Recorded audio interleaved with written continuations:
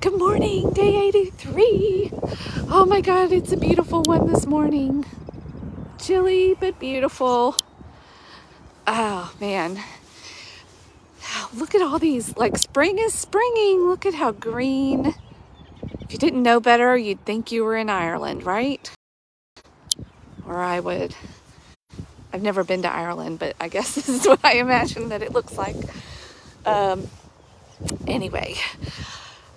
Continuing on with the next few Psalms. I think I was in 9 to 16 this morning. And the feeling that I was getting from David, and maybe because it's also a feeling that I was dealing with myself yesterday, was overwhelm. Feeling boxed in, closed in on all sides. Good morning. Hey, Linda. Have you ever felt that way? It seems like I deal with that on the regular. God designed my personality as a peacemaker. So I get easily overwhelmed because I take in, the whole big picture. I see all sides, all the perspectives, even when I try not to. I don't know where I fit in with all of that. Like, it's exhausting being this personality type, but God is really working with me to help me get out of myself a little bit and more aligned with Him, which is helping with the overwhelm. But it's still, I'm human, we're human. And David was too. Even though he was a man after God's own heart, he was a man. And he, being in a position of leadership, he was often probably felt lonely or isolated, because there really were people against him as a leader. And then not only that, but even as a believer in God, seemed like a lot of people back in that time forgot about God, or they started worshiping Baal and those Asherah poles and, all the things. And he was not only probably alone and isolated. I think a lot of leaders feel that way. But even as a believer, he was sometimes felt like, what? I'm alone in this. I'm overwhelmed. I'm closed in on all sides. But almost at the end of every psalm, at least that I'm reading so far, he takes it all to God, and then by the end of it, he's like, okay, I feel better now. You're in control. He reminds himself of the perspective, who he can rely on. He gets reassurance. We were talking about that yesterday. But what he does when he's feeling overwhelmed is a lot of what you hear in the modern world. You hear a lot of people saying that they meditate, have their morning devotion time, journaling. And some of us will roll our eyes and like, I don't have time for that. And I will lovingly tell you, you don't have time not to. Or you suffer the consequences. You make your choices, but you watch people that seem to be handling life better and living a little bit more balanced life and have maturity and wisdom. And I bet part of their routine is journaling, taking it to God, or getting it at least out of their head, and the prayer and the quiet time. That's exactly what, David doesn't hold anything back. He's like, here it is, Lord. Here's all. I'm feeling overwhelmed. I'm feeling closed in. I don't understand. This isn't fair. I don't understand why all these wicked people seem to be getting, all these rewards. And here I am trying to be a good person. Not unlike some of the things that Job was saying. Like, I don't get it. But then he would start to feel calmed down. You could almost sense it. Like, as I'm reading it, I get excited with him and feel overwhelmed with him. And then I'm like, oh yeah, God is God. He created the heavens and the earth. and I don't know the whole story, and I can rest my head now and sleep because he's going to protect me. He's taking care of all of it because he even creates the night. And I know that he loves me and things are just going to be okay. Of course, I'm paraphrasing in my own words. But you know, it's not that he doesn't feel overwhelmed. Some of us, when we feel overwhelmed, like that, even we can like shame ourselves with it and feel guilty. And we don't want to admit it. I was actually thinking this morning, oftentimes, even though I didn't grow up in Missouri, I was born in Missouri. And, you know, in the Missouri, it's like, you know, that stubborn, like, show me. I'm not going to believe it until, you know, I see it. That stubborn streak.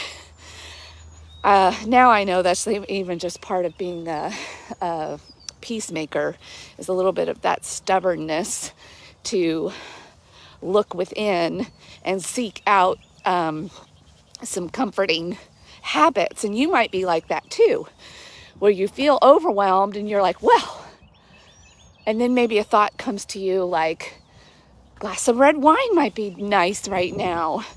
Maybe a piece of chocolate cake, a brownie, which sure sounds good. That actually happened to me yesterday. I'll be real and honest about this.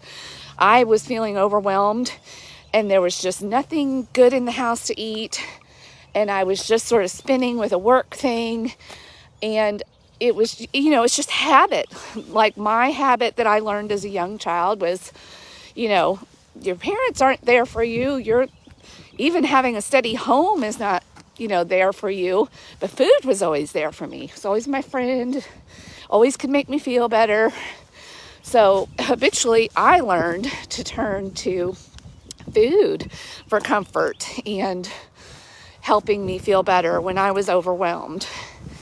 And so yesterday, that's what I was like, I just need something, you know, something.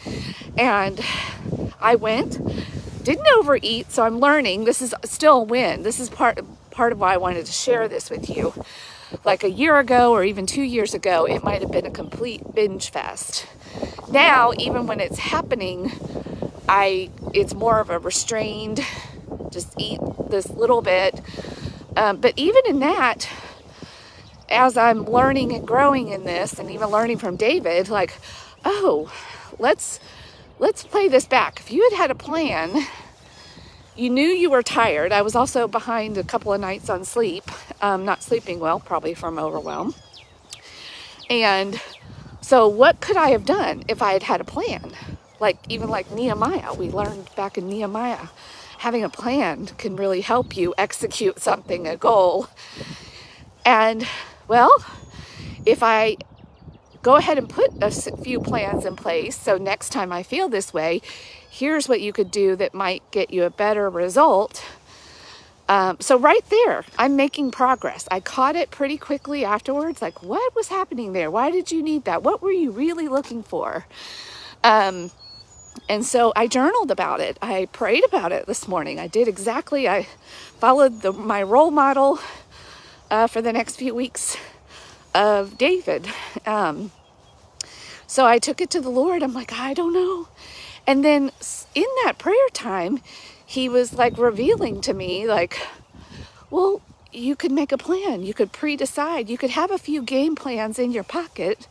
So next time you're feeling that way, maybe you'll remember to sit down, pray, journal, or have this other alternative snack that's pretty tasty, but maybe not going to, derail you as much. And then you could do this. So I actually wrote that out today in my journal, made a little plan. And it's practicing. It's thinking about things, practicing, and also celebrating your wins. Like, what did I do well yesterday through that? Well, I caught it pretty quickly. I didn't allow myself to go completely over the edge with over binging. And I did get some rest. I did honor that about myself yesterday. Went to bed early. I prayed about it. So there's a lot of things that I did right. I'm not where I want to be, but I'm also not where I was. And that's also really important. And I think David even did some of that as well.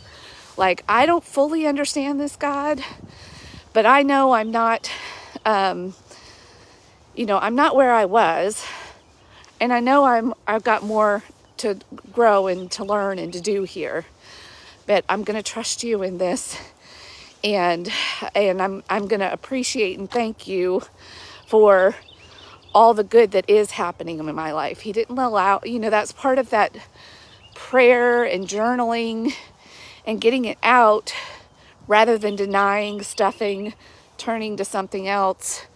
And now he did do plenty of that too. We've seen examples of that where he did not do that and then followed his flesh. But we're human. We can just, come back to what we know works and then go get back to work on it and then give it over to God. That's like when we don't give it over, it gets over us, right? That's the overwhelm. Hey, that might be a writer downer. So we've got to let it go. Otherwise it gets a hold of us. That's the overwhelm. And not to feel ashamed of it, not to feel guilty about it, or like somehow you're not doing something good enough. Actually, it's probably more of a sign that you are. The fact that you even care enough to be overwhelmed by something like that in and of itself. Like, look for the good in the feelings that sometimes you view as negative, and that they're giving you good information. And when people are feeling overwhelmed, it's usually probably because they care about something or somebody or a situation or justice. There's something good underneath that.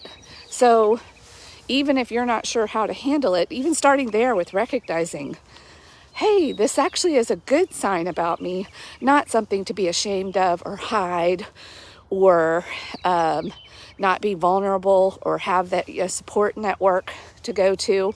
And if you don't have a support network, well, I'll say that you do.